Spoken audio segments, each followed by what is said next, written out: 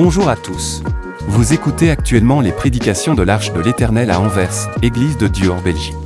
Nous espérons que cette parole vous bénira. Que Dieu vous bénisse.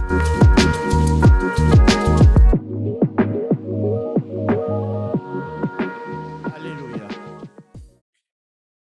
Bien-aimés, je vous salue. Je vous salue tous dans le puissant nom de Jésus-Christ, notre Seigneur. Alléluia. Comme d'habitude, mais pas l'habitude, je prie sincèrement que sa paix et sa grâce vous soient accordées abondamment par la puissance de son esprit qui vit en nous. Nous sommes le temple du Saint-Esprit. Alléluia. Que le Saint-Esprit nous donne d'avoir cette paix et cette joie qui traversent les temps que nous vivions, que ce soit des temps difficiles, que ce soit des temps plus difficiles encore, mais que le Saint-Esprit garde nos cœurs dans la joie. Alléluia. Soyez tous bénis et bénis et bénis. Salue quelqu'un qui est à côté de toi et dis-lui, je te souhaite un dimanche béni dans le nom de Jésus-Christ, notre Seigneur.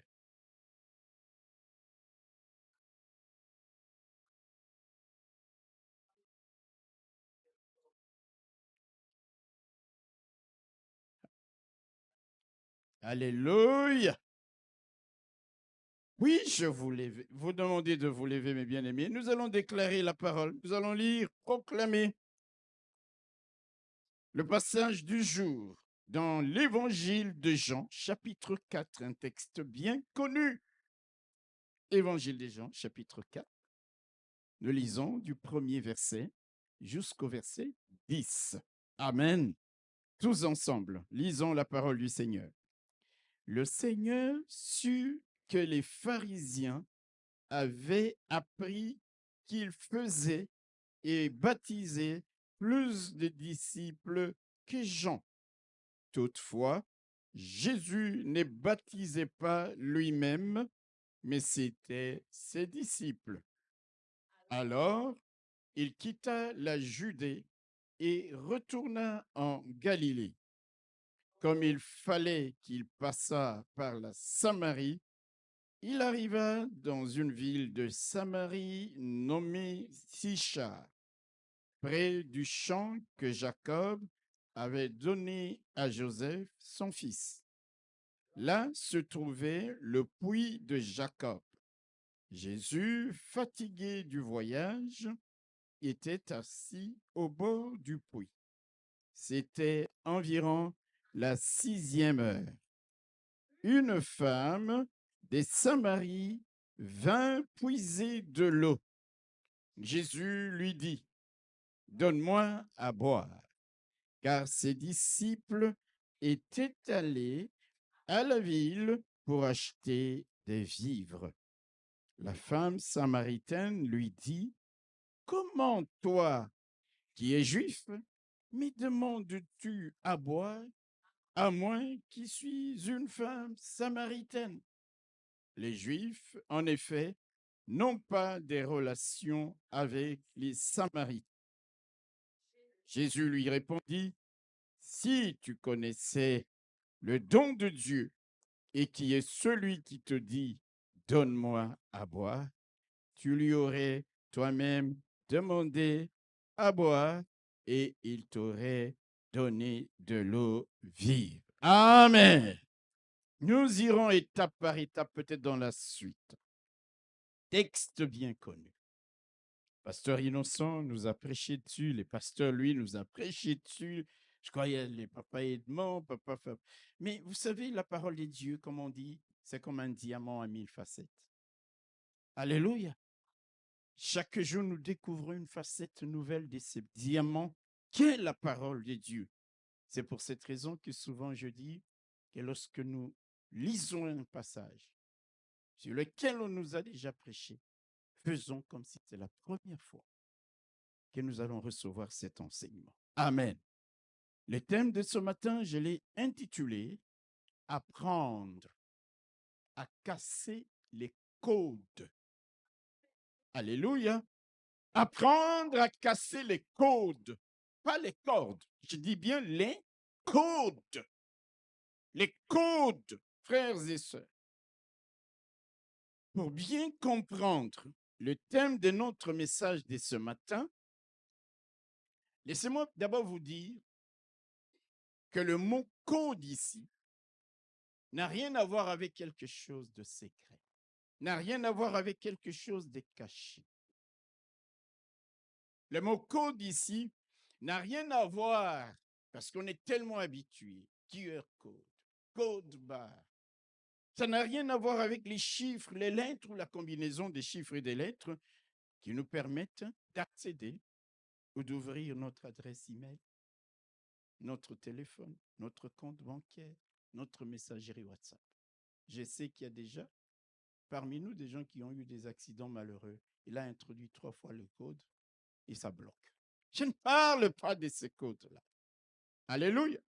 Le mot code ici, écoutez-moi bien, doit être compris dans le sens de ce qui se fait d'habitude. Vous me suivez? Ce qui est d'usage. Le mot code ici désigne un ensemble de règles établies qu'on a toujours suivies, qu'on a toujours respectées et qui doit rester ainsi. Alors, lorsque nous disons qu'il faut casser les codes, cela signifie qu'il faut sortir de ce cadre-là. Alléluia. Agir à l'opposé.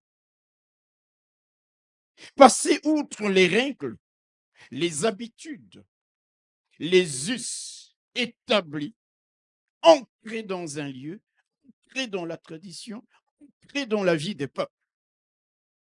Nous ne pouvons pas vivre pleinement notre vie chrétienne et parfois accomplir la mission que Dieu nous a assignée si nous ne savons pas casser les codes.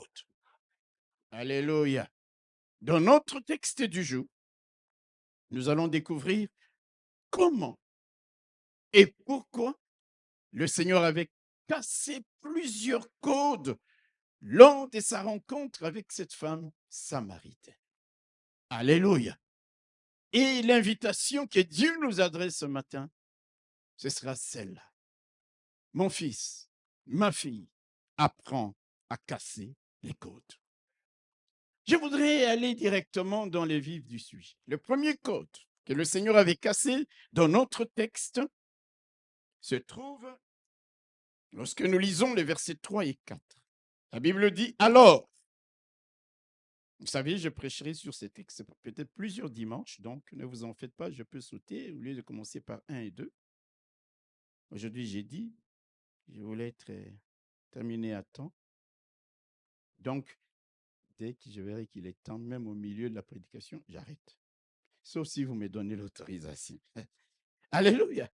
Nous les voyons au verset 3 et 4, où il est dit, alors il quitta la Judée. Je vous donnerai la raison pour laquelle il a quitté la Judée.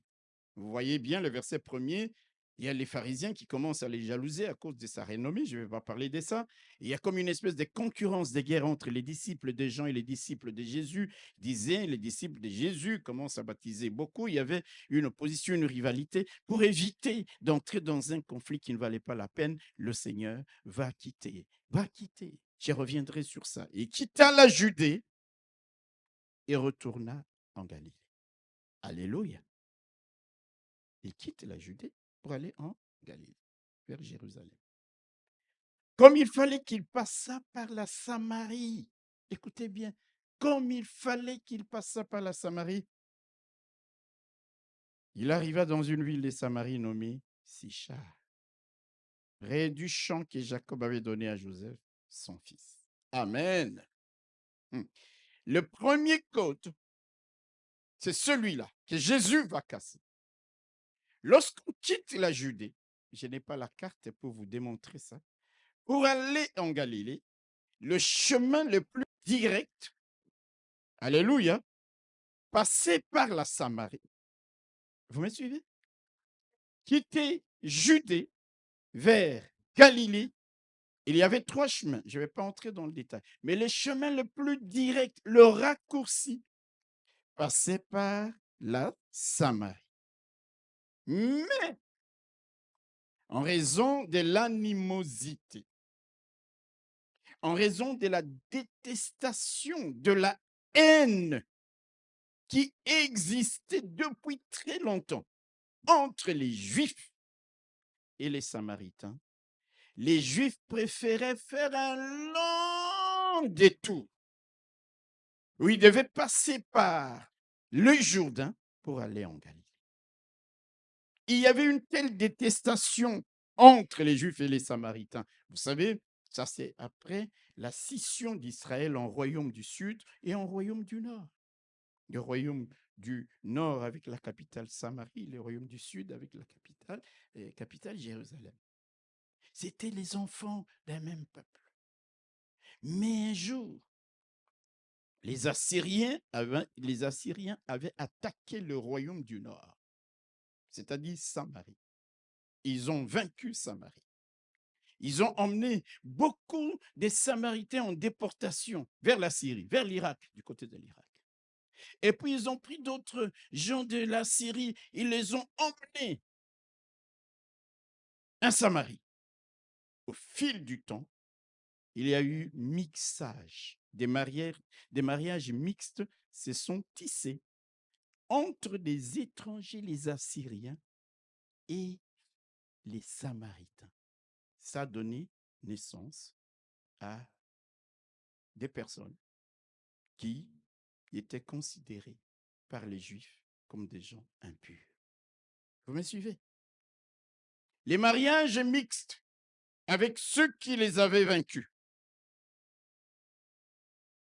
Et cette animosité avait même emmené les Samaritains à se dire, parce que nous ne nous entendons pas avec ces gens, les Juifs, construisons notre propre temple, où nous aussi nous allons adorer notre Dieu.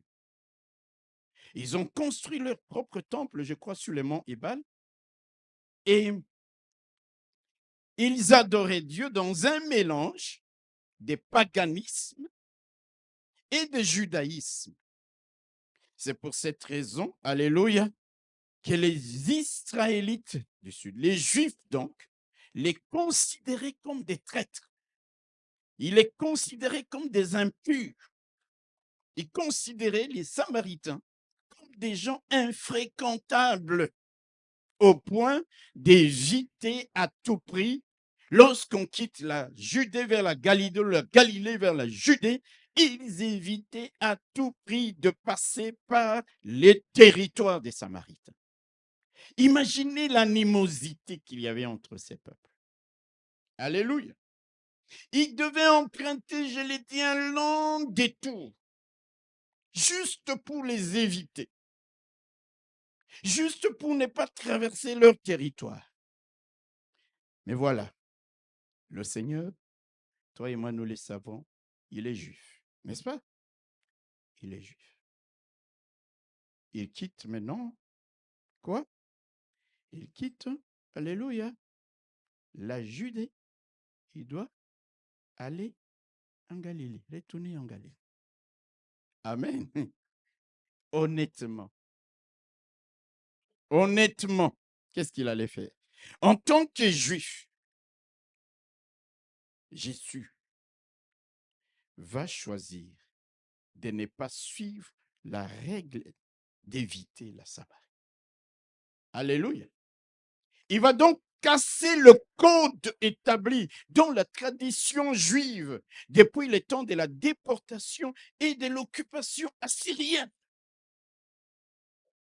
Je n'ose pas m'imaginer la tête de ses disciples, qui eux aussi étaient des Juifs, lorsque le Seigneur leur a dit, nous allons passer par la Samarie.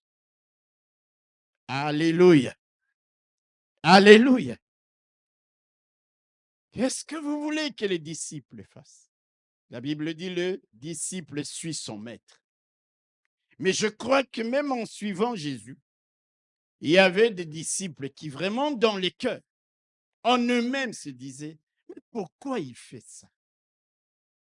Pourquoi on doit passer par la Samarie? Est-ce qu'il ne sait pas que c'est une règle établie depuis des années et des années? Mais vous savez, un bon disciple n'est pas celui qui proteste tout le temps. De même, que les disciples de l'époque, parfois lorsque Dieu nous dit de faire une chose, frères et sœurs, même si nous ne comprenons pas, en ce moment-là, faisons-le. Ils le suivent quand même. Et pourquoi le Seigneur a-t-il agi ainsi? C'est parce que le Seigneur est au-dessus des sentiments de haine. Il est au-dessus des sentiments de colère. Il est au-dessus des sentiments de détestation. Il est au-dessus des conflits du passé entre les peuples, entre les royaumes. Quelqu'un peut dire un bon amen? Le Seigneur se dit, je ne suis pas venu que pour les Juifs. Je suis venu pour les hommes et les femmes de toute langue, de toute race, de toute couleur de peau, quelle qu'ait été leur histoire. Alors, je vais casser ce code. Je vais briser cette muraille. On va passer par la Samarie. Alléluia. En passant par la Samarie, il avait cassé un code dans le but de briser les barrières inutiles érigées par la force de l'histoire et ainsi apporter le salut aux Samaritains. Frères et sœurs, apprenons à casser les codes, comme l'a fait notre Seigneur Jésus-Christ ces jours-là, dès lors qu'il s'agit de sauver des âmes, dès lors qu'il s'agit de proclamer l'Évangile, dès lors que les intérêts du royaume de Dieu sont en jeu. Cassons les barrières des Rwandais, Burundais, Congolais, Angolais. Cassons les barrières, je parle à quelqu'un, cassons les codes en évitant les différences, les préjugés, les réalités historiques, les traumatismes du passé, dès lors que les intérêts du royaume sont en jeu.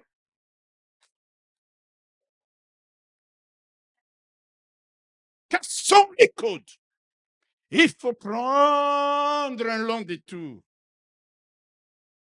Parce qu'il y avait une animosité entre les Samaritains et les Juifs. Je suis juif, mes disciples sont des Juifs, mais nous allons passer par la Samarie.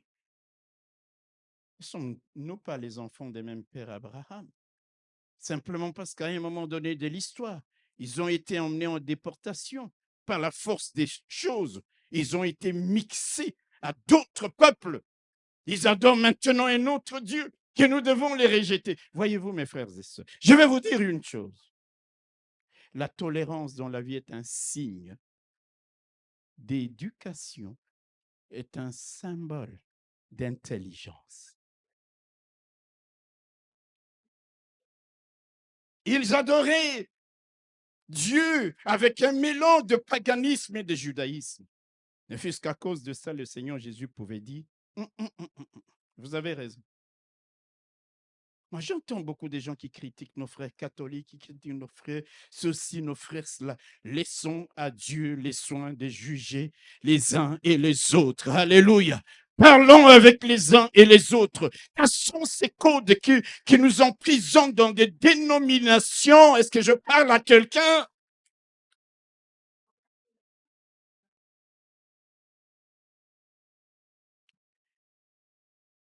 Ne nous laissons pas gouverner par les ressentiments. La haine, la colère, liées aux événements du passé, lorsqu'il nous faut accomplir la volonté de Dieu. Ne soyons pas comme Jonas. Pasteur, lui, Dieu lui dit, va à Ninive. Il dit, moi, aller à Ninive, ce sont des Assyriens. Ils ont malmené mes ancêtres, mes grands-parents, mes arrière-grands-parents. Et moi, aller là-bas, leur prêcher la repentance pour qu'ils soient sauvés. Non, que la colère que Dieu leur tombe.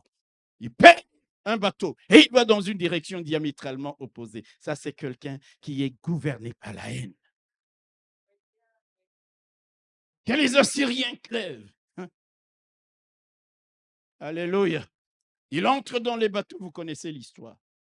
Mais il y a des moments, comme disent les Écritures, il est difficile de réjamber contre les aiguillons. Il y a des moments, même ton refus n'est pas au-dessus de la force de Dieu. Jonas est maintenant ballotté, est pris dans une tempête où on dit, c'est toi, il dit, jetez-moi à la mer. Comme ça, je préfère mourir que d'aller chez les Assyriens. à Nénive, leur prêcher la repentance. Frères et sœurs, vous voyez jusqu'où même des hommes de Dieu, des prophètes peuvent avoir un cœur dur. C'est pour ça, frères et sœurs, je n'aime pas des gens qui se présentent comme étant trop spirituels. Parce qu'en chacun de nous, il y a le mal. En chacun de nous, nous avons jour après jour besoin de nous repentir, de demander à Dieu sa grâce.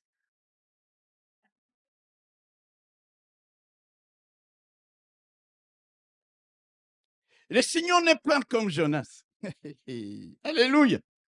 Le Seigneur n'est pas comme Jonas. Il dit à ses disciples, nous allons passer par la Samarie. Nous allons casser ces côtes. Frères et sœurs, comprenons que lorsque les intérêts de Dieu passent avant nos émotions, les saluts des âmes passent avant nos préoccupations. Servir Dieu accomplit les desseins, prime sur toutes sortes de considérations historiques, des règles ou des pratiques qui sont codifiées. Cassons les codes. Alléluia.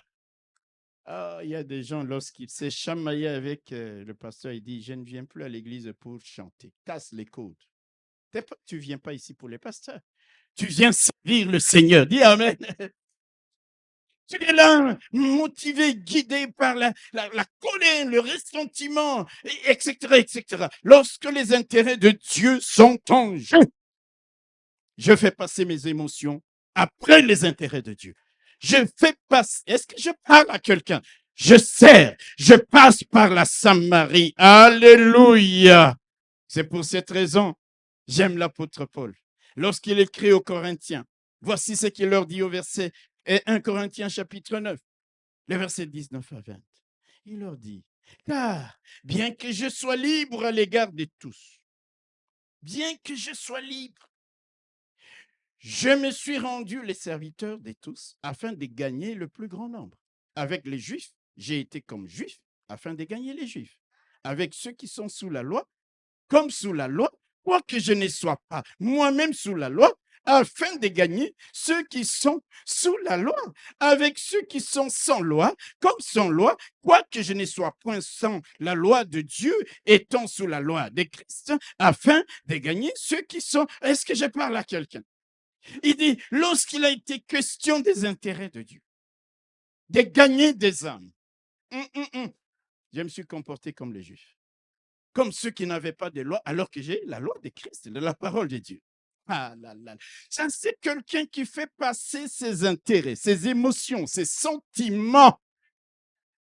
Après, derrière, relégué au second plan, il fait passer d'abord les intérêts de Dieu, les intérêts de celui qui l'a créé, de celui qui l'a sauvé, de celui qui l'a appelé à lui. Et c'est ce que tu es, mon frère, ma soeur. Je ne sais pas ce qui t'empêche dans cette église de servir Dieu en mettant d'abord ses intérêts, les intérêts de Dieu, avant tes priorités, tes émotions, tes sentiments. On m'a pas salué, on m'a pas dit bonjour, on m'a pas fait si. On est encore des bébés spirituels.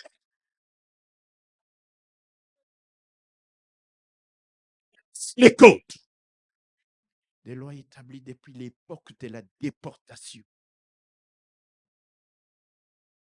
Et un jour, il leur dit, nous passons par la Samarie. Mon Dieu. Alléluia. Le Seigneur, en passant par la Samarie, va casser un autre côte, un deuxième. Lisons le verset 7e. Une femme de Samarie vint puiser de l'eau. Jésus lui dit, donne-moi à boire. Amen. Écoutez bien, frères et sœurs. Vous savez, pour un juif de l'époque, s'adresser à une femme en public, surtout une femme étrangère, parce que les Samaritains étaient considérés comme des étrangers. Un juif digne de ce nom ne pouvait pas adresser à une femme étrangère la parole. Cela constituait une violation flagrante des coutumes sociales et une rupture totale avec l'animosité envers les Samaritains. Alléluia. Et le Seigneur, il dit, quand il voit cette femme, il connaît ses codes. Il connaît ses règles sociales. On ne peut pas s'adresser à une femme étrangère en public. Le Seigneur passe ce code. Dites un bon amen. En faisant quoi? Mais en adressant la parole à la femme samaritaine. Alléluia. Pourquoi a-t-il agi ainsi, frères et sœurs? Laissez-moi d'abord vous dire que la présence du Seigneur ces jours-là au puits de Jacob n'était pas un hasard. Amen. Quand nous lisons l'évangile où on nous dit qu'il y a eu dispute, il y a eu les pharisiens qui disaient, oui, tout ça n'était pas du tout un hasard. Le fait que le Seigneur quitte la Judée vers la Galilée, ce n'était pas un hasard. Le Seigneur était là au puits de Jacob, je dirais, exclusivement pour rencontrer cette femme dont il connaissait tout. Amen. Il connaissait son passé tumultueux. Il connaissait ses habitudes sans jamais l'avoir rencontré. Ça, c'est le Seigneur. Alléluia. Alléluia. Il y a des moments, nous pleurons, nous disons, est-ce que Dieu me voit? Dieu te voit. Dieu connaît tes habitudes. Dieu te connaît. Alléluia. Le Seigneur savait que cette femme avait eu 5 maris. Mais il ne veut pas aller directement dans la confrontation. Alléluia. Il ne va pas utiliser une autre manière de lui parler. C'est la sagesse. Il dit, appelle ton mari. Aujourd'hui, les prophètes te diront, Dieu me montre, tu as 5, tu es une femme dévergondée. Dieu me montre. Sans sagesse, sans culture, sans éducation. Le Seigneur ne lui parlait pas comme ça. Cette femme était déjà dans la souffrance. Je vais vous dire pourquoi. Pourquoi elle venait à midi, puiser de l'eau à midi. Alléluia. Il connaissait tout de son passé. Vous savez que cette femme avait eu 5 maris, dont celui qui vivait avec elle en ce moment-là n'était pas son mari. Le Seigneur savait qu'elle avait l'habitude de venir seule à midi pour puiser de l'eau. Amen. À cette époque, généralement, le puits, ce n'était pas dans la ville, c'était en dehors de la ville. Donc, les femmes allaient en groupe vers le puits tôt le matin ou tard le soir pour éviter la chaleur du jour. Amen. Mais cette femme, elle est venue. Elle venait quand?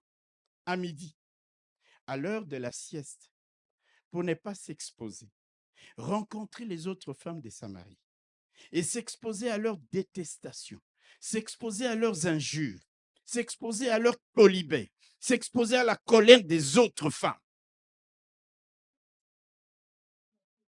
Ça veut dire qu'elle souffrait déjà.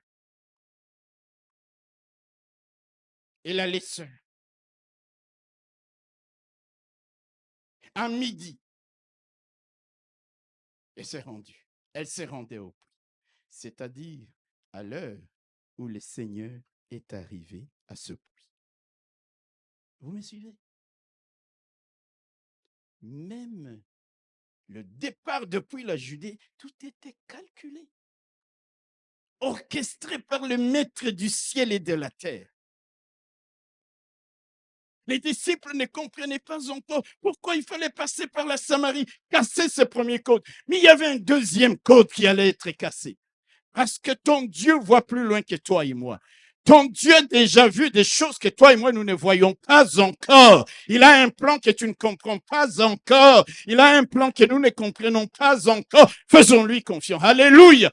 Je peux pleurer aujourd'hui, mais je vais essuyer les larmes et dire, Seigneur, même si je prie, même si je pleure maintenant, je sais que tu as un plan merveilleux pour moi. Je comprendrai un jour, même si maintenant je ne comprends pas pourquoi il y a telle ou telle situation. Un jour je comprendrai et je dirai, oh profondeur de la sagesse infinie de Dieu, que tes voies sont insondables, que ton intelligence est incompréhensible. Je dirai et je verrai le plan de Dieu dans sa globalité et je dirai, éternel, éternel mon Dieu, Alléluia. Un jour, j'entends, on cherche un chimiste. C'était dans mon pays. Pour la sausir. Et qu'on faisait des tests. Ah, et j'ai des tests psychotechniques. Et je me présente. Et quand j'entre dans la salle, je vois qui mon professeur de chimie organique. C'est lui qui faisait passer les tests psychotechniques. Et puis il me dit, mais monsieur, allez, attends, y allez, écoute, je ne vais pas te faire passer un test.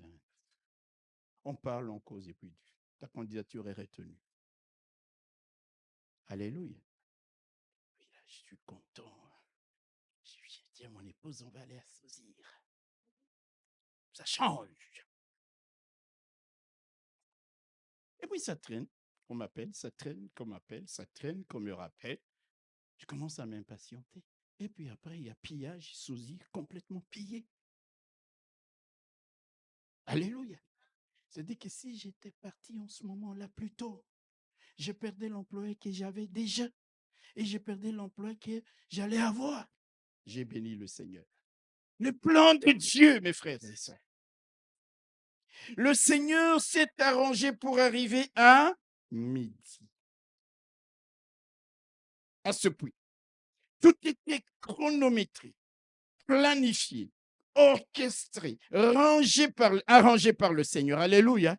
Les lieux, l'heure et même le cadre. Le cadre dans lequel il y aurait la discrétion pour qu'il soit seul. Parce que si les disciples étaient là, ils allaient chaque fois dire, ne parle pas une femme. Si les autres femmes de Samarie étaient là, cette conversation n'aurait jamais eu lieu dans les conditions où elle s'était déroulée. Ton Dieu est un Dieu des détails. Il arrive là, il était accablé de faim. Il dit à ses disciples, allez acheter des vivres en ville. Mais j'ai dit, mais Seigneur, mais pourquoi tu les envoies tous? Un ou deux pouvaient suffire. Tous ceux qui étaient là, il les envoie acheter des vivres pour rester seuls parce qu'il savait qu'il fallait qu'il soit seul avec cette femme pour lui parler. Est-ce que je parle à quelqu'un? Pour lui parler sans lui donner le sentiment d'être jugé, d'être stigmatisé, d'être accablé, alors que déjà au-dedans d'elle-même, elle souffrait de solitude. Dieu nous aime, même quand les autres nous rejettent. Alléluia. Je parle à quelqu'un. D'ailleurs, vous verrez plus tard. Même quand les disciples vont revenir avec la nourriture, ils pressent Jésus, mange. Jésus dit, laissez-moi, j'ai déjà mangé. Et puis il dit, mais qu'est-ce qu'il a mangé? Il dit, la nourriture de faire la volonté de Dieu primait sur la nourriture qu'on est allé acheter en ville. Frères et sœurs, il y a des moments, je regarde et je dis, Jésus, Mutumo kwabo, Mutumo susu, Andereman. Alléluia. Dans les conditions de discrétion, il était plus facile de parler avec la femme sans qu'elle se sente jugée, scrutée dans les moindres détails comme un alien, comme un extraterrestre. Il fallait qu'aucune femme ne soit là, aucune autre samaritaine, aucun disciple, pour qu'il ne rappelle pas au Seigneur la règle de ne pas parler à une femme samaritaine. Frères et sœurs, pour venir te rencontrer, pour venir te libérer, te sauver, Dieu sait où te trouver. Il ne va pas te manquer. Il ne va pas rater le lieu ou l'heure de la rencontre. Tu es dans son agenda. Alléluia. J'aime ça. Parce que ce n'est pas une femme avec laquelle les gens parlaient facilement. Jésus, le roi de gloire. Alléluia. Les gens qui s'estiment être des saints, des véritables saints, ne pouvaient. C'est pourquoi on dit mieux vaut tomber entre les mains de Dieu qu'entre les mains de ses saints anges. Les anges vont te dire, tu es un pécheur, on ne veut pas te voir. Mais quand tu viens dans les bras de Dieu, il dit, viens mon fils. Ce Dieu-là n'est pas digne d'acclamation, mais bien aimé. C'est ce que nous avons été, toi et moi. Alléluia. Il fallait qu'il soit seul. Dieu ne va pas te rater. Alléluia. Tu es dans son agenda. Tu es dans son programme. Il y a un jour, oh, alléluia, il y aura une rencontre que tu feras parce que c'est déjà dans les temps de Dieu, dans l'agenda de Dieu, planifié de longue date. Alléluia. Pour ton appel au ministère, pour ta bénédiction, pour te donner sa révélation, Dieu peut rendre favorable toutes les conditions et les circonstances pour que tu accèdes à cette bénédiction. Alléluia. Il éloigne ses disciples. Il choisit l'un. Il choisit les jours. Il n'a pas attendu là-bas. Le premier jour, cette femme n'est pas venue. Non, non, non, non, non, non. Il savait déjà. Vous savez, la Bible dit, il y a de la joie au ciel lorsqu'une âme est sauvée. C'est pour cette raison, mon frère, ma soeur, ne regarde pas du haut ceux que tu considères comme impurs, parce que Dieu ne les considère, ne les voit pas exactement comme toi, tu les vois.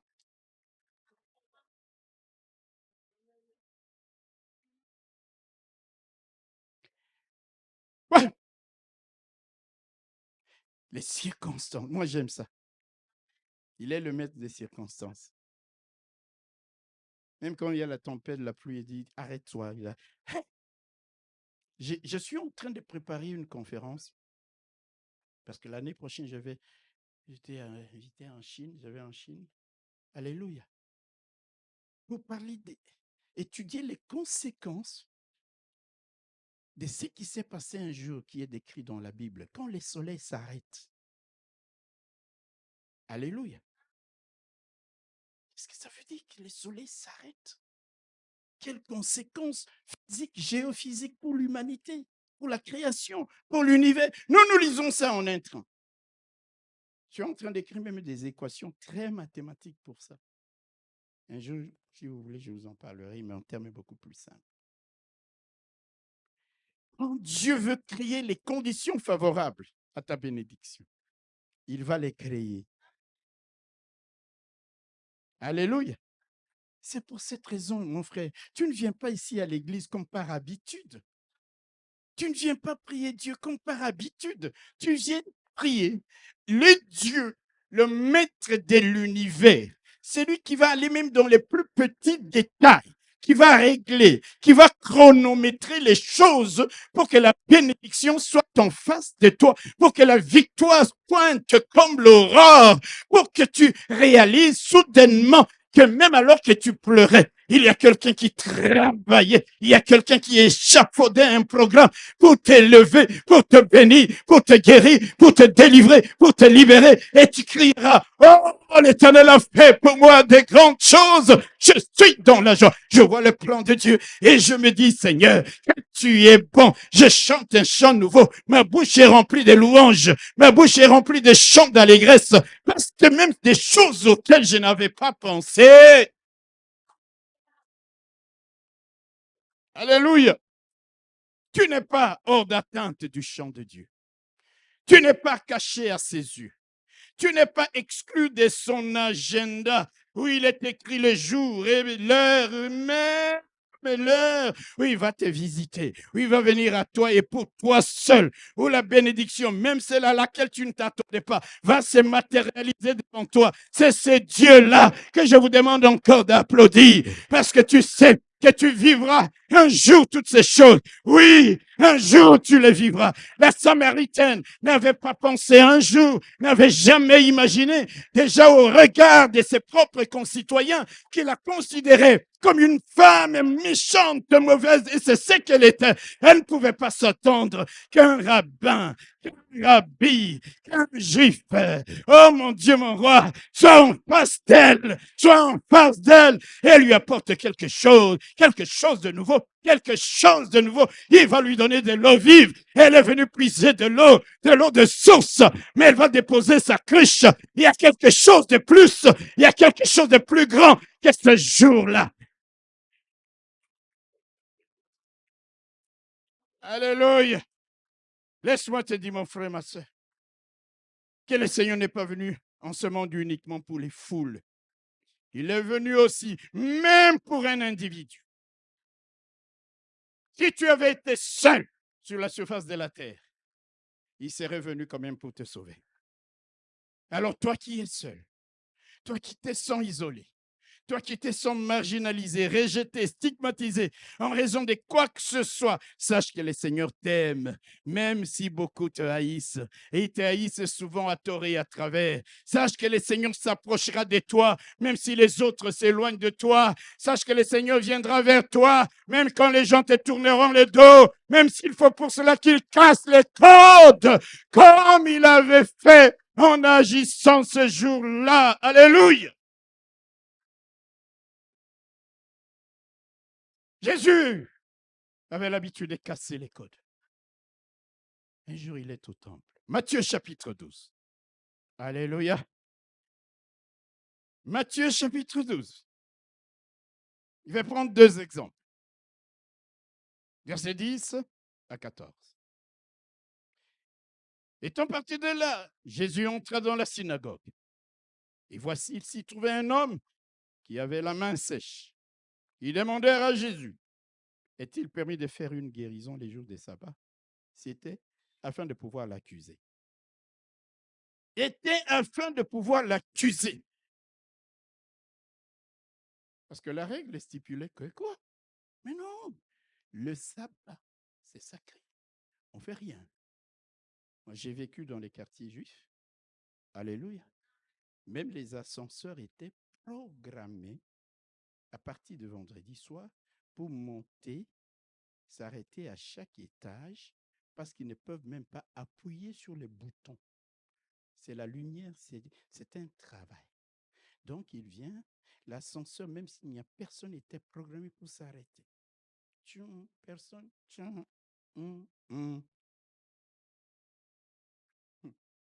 sacré. Et voici s'y trouvait un homme qui avait la main sèche. Ils demandèrent à Jésus, est-il permis de faire une guérison les jours de sabbat? C'était afin de pouvoir l'accuser.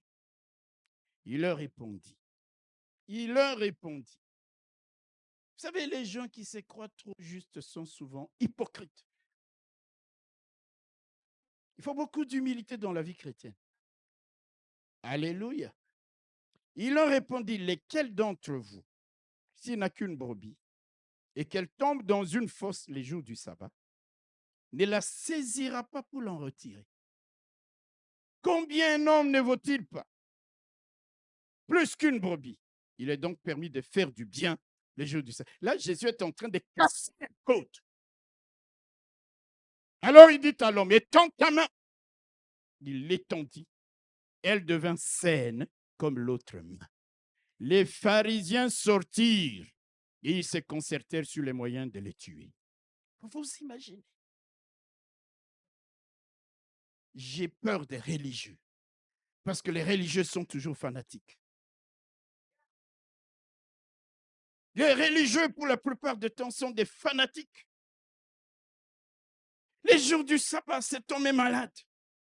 Eux, lorsqu'il y a une de leurs brebis qui tombe, il oublie que c'est le sabbat. Il va retirer ça. Hypocrite. Et maintenant, voici un homme dans la maison de Dieu.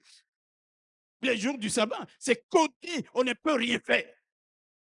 Ils disent, mais ce type, c'est gars, il faut qu'on comprenne. Il dit, est-il permis? Regardez, Jésus, cet homme a la main sèche. Coincé quelque part. Est-ce qu'il est permis de faire du bien? Les jours du sabbat, Jésus dit, messieurs, écoutez, il s'adresse à l'homme, étends ta main. Paf! Guérison instantanée. C'est comme si ce jour-là, dans ce temple-là, Jésus n'était venu que pour cet homme qui avait la main sèche. J'essaie de faire comprendre à quelqu'un que les gens peuvent te rejeter, mais Jésus va te chercher. Et Jésus va même casser des côtes pour te bénir. Et au lieu de bénir le Seigneur, les religieux ils quittent les temples. Les cultes n'étaient pas finis. Est-ce que quelqu'un m'entend? Et comme ça, souvent, j'ai dit les gens qui partent avant la fin du culte sont des pharisiens. Mais bon, il faut toujours attendre. Tant que le pasteur n'a pas encore déclaré la bénédiction, attends.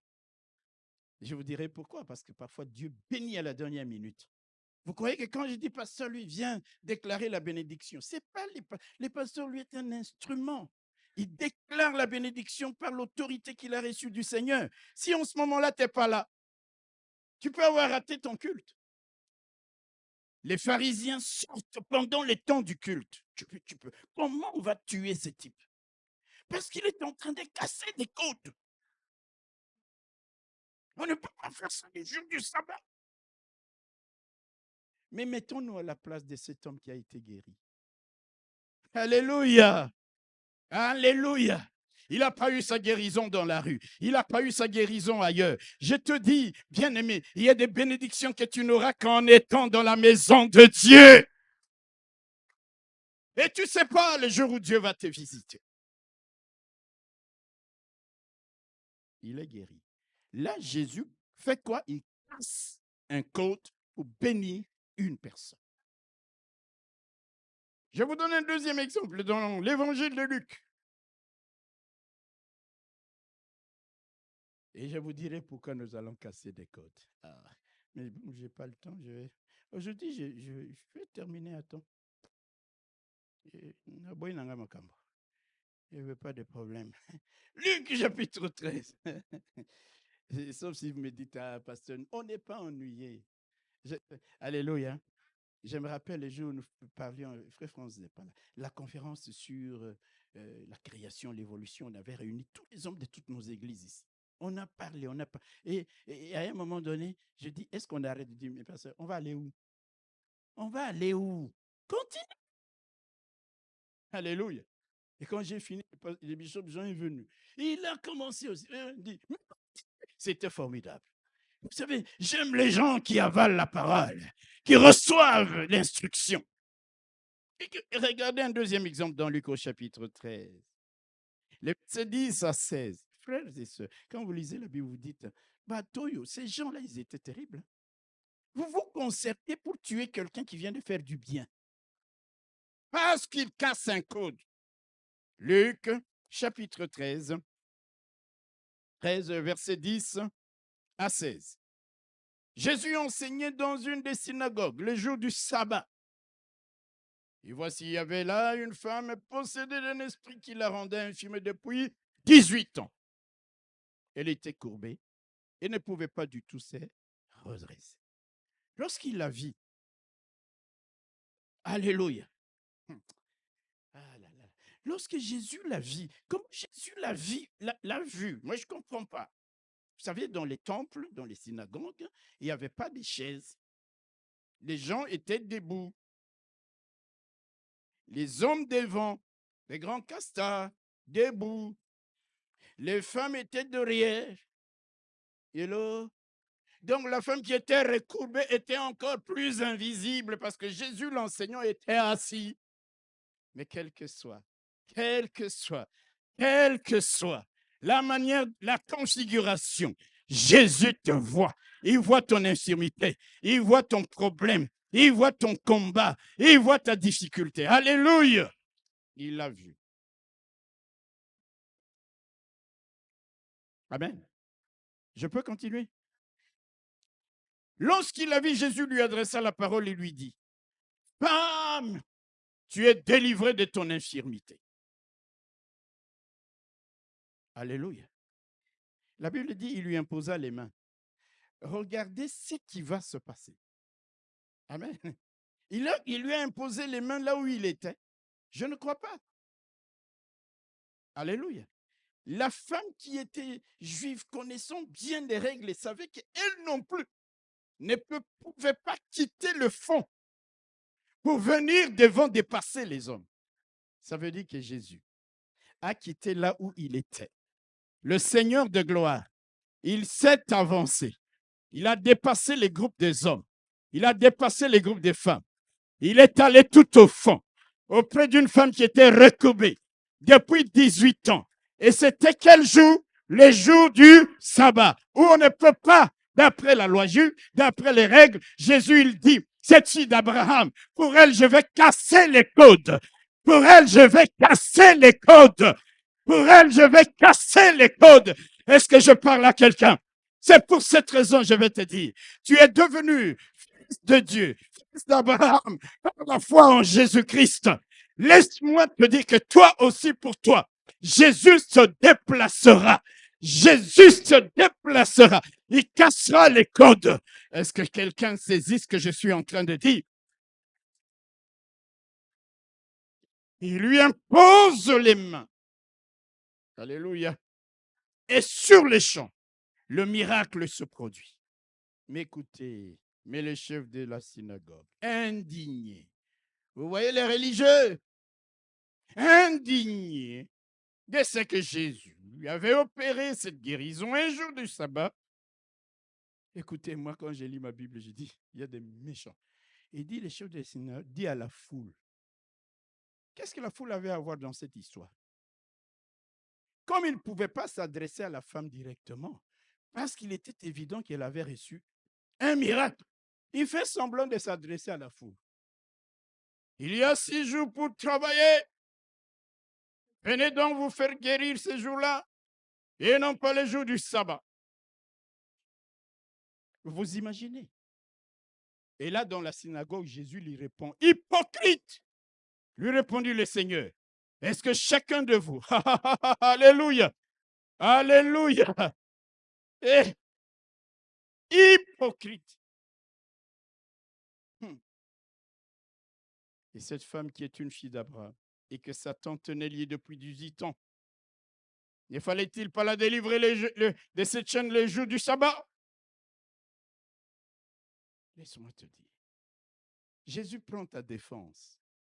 Souvent lorsque tu es accusé, alléluia, tu es dans un coin en train de pleurnicher, les gens t'accusent de tout et de rien. Il y a quelqu'un qui prend ta défense. C'est pourquoi certaines personnes, je te donne une parole prophétique, tomberont d'elles-mêmes sous les coups de leur méchanceté.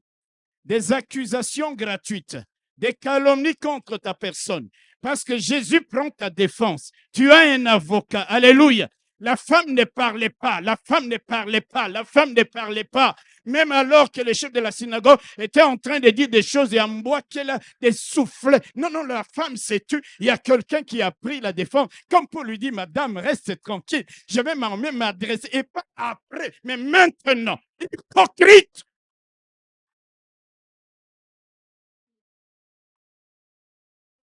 Frères et sœurs, vous savez, chacun de nous ici, si je lui dis, tu fais du bruit là-bas, sors, ça va paraître dans Gazette Van Antwerpen.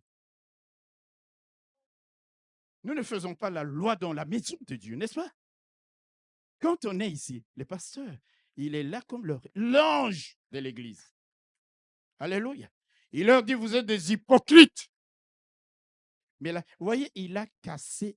Et quand je vois la manière dont ce code a été cassé, Jésus qui voit cette femme tout au fond, Jésus qui se déplace vers elle pour lui imposer les mains, Jésus qui prend sa défense vis-à-vis du chef de la synagogue qui est en train de raconter n'importe quoi.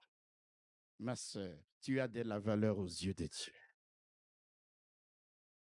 Et maman, dites amen.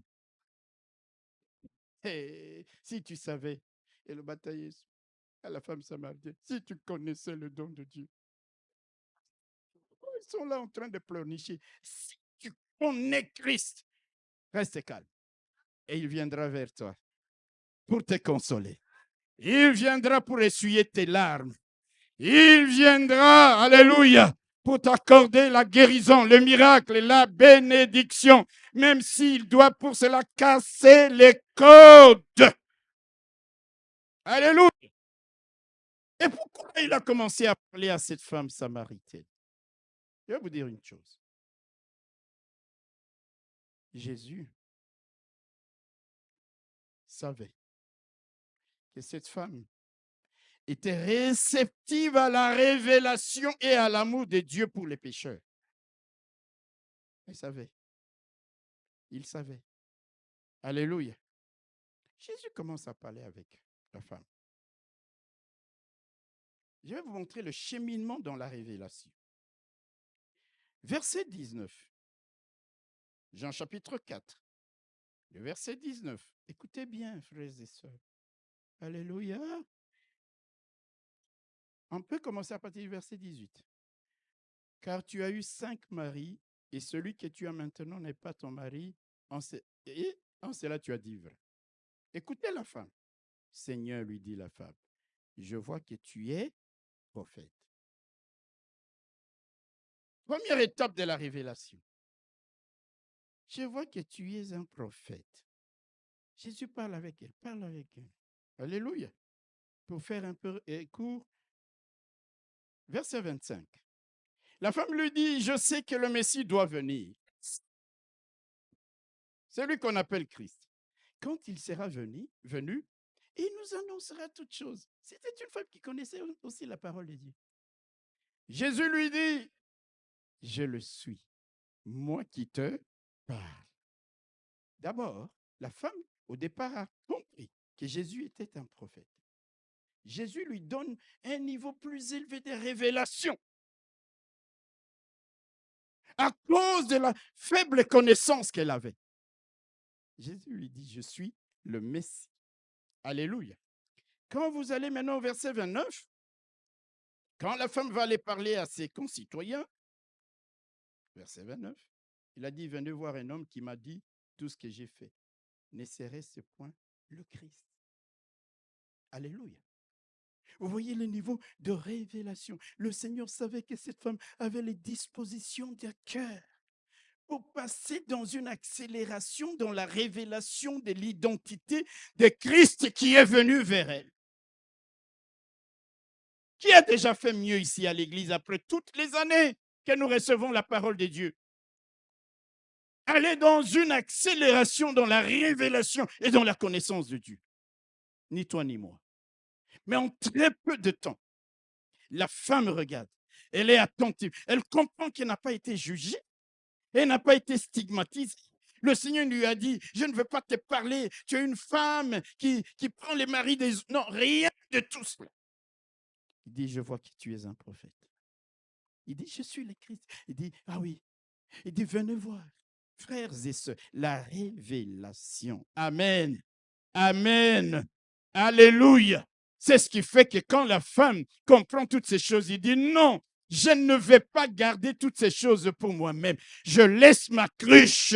Il faut ça brûler en elle. Il faut que j'aie annoncé à toute la ville. Venez voir quelqu'un qui m'a dit tout ce que j'ai fait. Ce jour-là, il n'avait plus honte. Honte des regards. Honte de ce qu'on pouvait dire. Honte de quoi que ce soit. Non. Il dit simplement, venez voir quelqu'un. Est-ce que je parle à quelqu'un? Jésus avait raison de casser les côtes en parlant avec la Samaritaine. Amen. Alléluia. Alléluia. Venez voir. Et je vais aller plus loin. Jésus est allé plus loin. Je regarde l'heure. Je dis, je termine à temps. Même si je vais revenir après. Hein. Jésus est allé plus loin. Nous l'avons dit. Moi, je vais me donner une petite. Un juif, amen, à cette époque, ne pouvait pas adresser la parole à une femme étrangère, samaritaine donc. Même les rabbins et les chefs religieux juifs de l'époque ne pouvaient aucunement adresser la parole à une femme, même juive, si elle avait une mauvaise réputation. Vous m'entendez? Même juive. Ayant mauvaise réputation, un rabbin, un chef religieux.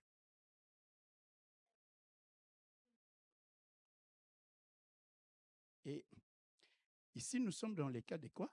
D'une étrangère, une samaritaine. Vous me suivez? Et de mauvaises réputation. En anglais, mauvaise réputation est traduit par ill repute, c'est-à-dire une réputation des malades, malade dans le sens de tellement il fait des choses mauvaises. Waouh! Alléluia!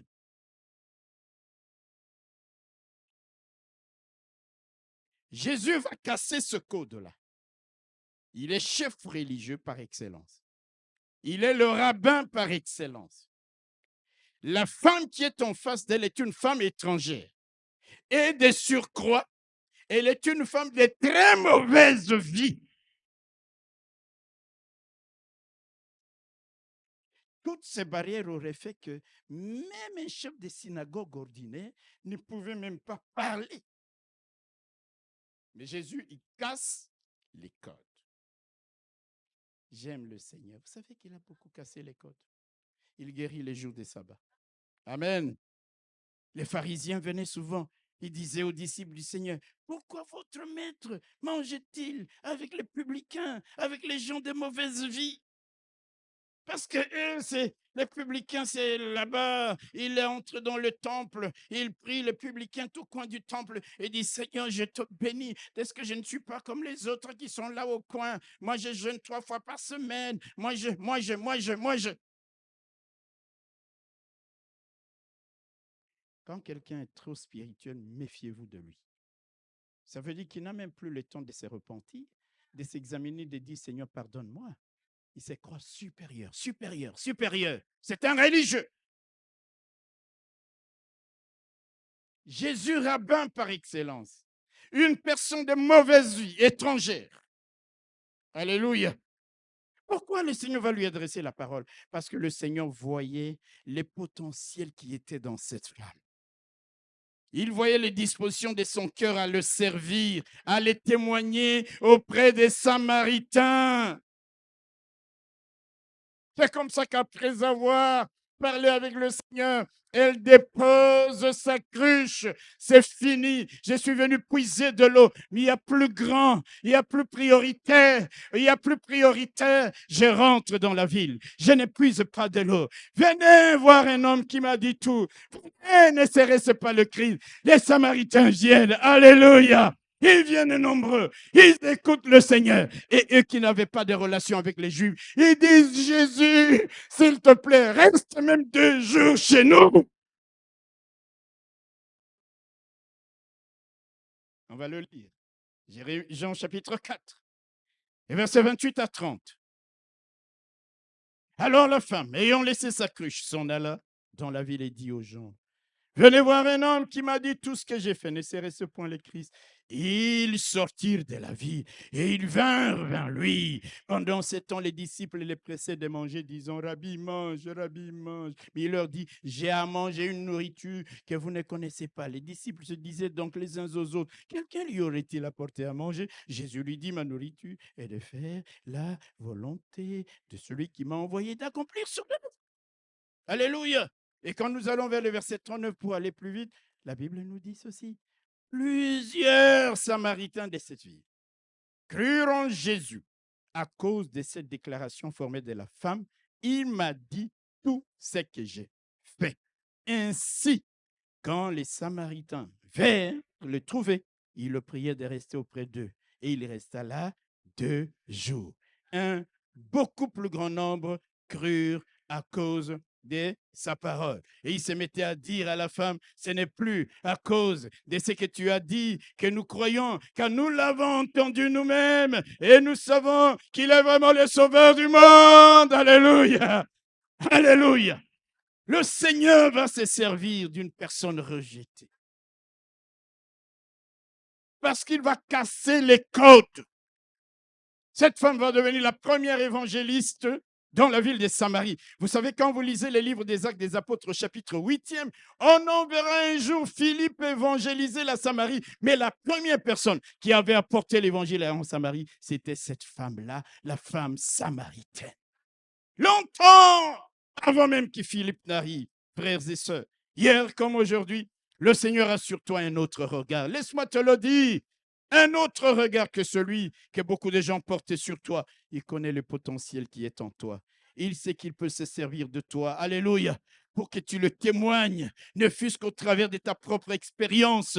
Tu es un diamant brut qui a juste besoin d'être taillé pour devenir un joyau dans la main de Dieu. Cesse de te dévaloriser. Vois-toi comme Dieu te voit. Fais éclore les potentiels qui est en toi. Comme la femme samaritaine, il y a un moment où tu t'élèves pour chasser la honte, pour chasser les ondits, pour chasser les critiques et te lever pour parler de Jésus. Oublions ton passé parce que le Seigneur t'a pardonné. Le Seigneur a effacé ton passé. Lève-toi comme la samaritaine. Lève-toi, alléluia, comme le roi n'agit pas comme Saül. Saül est un roi. Des jours, on doit les présenter. Il réalise l'ampleur de la tâche. Il se cache derrière les bagages. On le cherche partout. Et Dieu, il prie Dieu, Seigneur, mais où est le roi? Dieu leur dit, il est derrière les bagages. Frère, il y a un temps, tu ne te caches plus derrière les bagages. Parce que tu as compris que le choix de Dieu s'est porté sur toi. Parce que le Seigneur est venu te parler. Alléluia! Est-ce que je parle à quelqu'un? Est-ce que je peux terminer dans 2-3 minutes? Ce matin, à l'image de notre Seigneur, Dieu nous invite à casser certains codes établis parce que sans agir ainsi, nous risquons de ne pas vivre ce qu'il a préparé pour que nous le fassions. Nous risquons de ne pas nous aligner sur l'agenda de Dieu. Nous risquons de ne pas sauver des âmes qui vont se perdre. Nous risquons de ne pas entrer dans les plans de Dieu, de ne pas faire sa volonté ou encore de ne pas être des instruments puissants dans sa main. Cassons les codes des coutumes païennes, des traditions païennes établies dans nos familles, établies dans nos sociétés, établies dans nos tribus. Je parle à quelqu'un. Cassons les codes des vaines manières de vivre héritées de nos pères, des habitudes et pratiques iniques érigées en règles ou en dispositions acceptées par tous, alors qu'elles sont opposées à la parole de Dieu. Cassons les codes, sortons des cadres, des schémas prédéfinis. Oh, la société moderne, les siècles présents essaient de nous mettre, de nous emprisonner dedans, où on nous dit pour réussir, tu dois faire ça, pour prospérer, tu dois signer un pacte. Cassons les codes, même dans le temps d'aujourd'hui, sachant qu'il y a un Dieu qui a béni Isaac, même dans une région désertique. Il peut te bénir sans que tu rentres par les codes qui sont définis par la société moderne. Est-ce que je parle à quelqu'un? Jeunes gens, jeunes filles, cassez les codes de TikTok où l'on vous dit qu'il faut avoir des faux seins, de fausses fesses, des cils jusque-là, des ongles jusque-là pour être dit branché, pour être dit branché, pour être dit à la mode. Cassez les codes! Parce qu'il y a un Dieu qui a un plan merveilleux que TikTok, Instagram, parce qu'il y a un Dieu qui a un plan merveilleux, merveilleux encore plus merveilleux que le plan de quoi? De tous ces réseaux sociaux. Je suis venu dire à quelqu'un, il faut que tu casses les codes. Et le Seigneur nous a montré que tout au long de sa vie, il cassait les codes. Il entrait dans la volonté de son Père. L'agenda de Dieu coïncidait avec son agenda. Les gens étaient sauvés. Les gens pouvaient dire, même là où on n'acceptait jamais les Juifs, on dit non, non, non, restez ne fût-ce que 2 jours. Restez ici. Alléluia. J'imagine la tête des disciples quand ils ont entendu ça. Entre eux, maintenant, ils se faisaient de on le suit quand même. Toi, tu disais non. Mais regarde. Le Seigneur savait tout ça. Il a cassé les codes. Pour toi, il cassera les codes. Alléluia. Je te dis, c'est une parole prophétique. Alléluia. Attends-toi un jour, à 1 heure de rencontre, pour vivre des choses auxquelles tu n'as jamais imaginé. Même s'il doit abroger les lois, il les abrogera.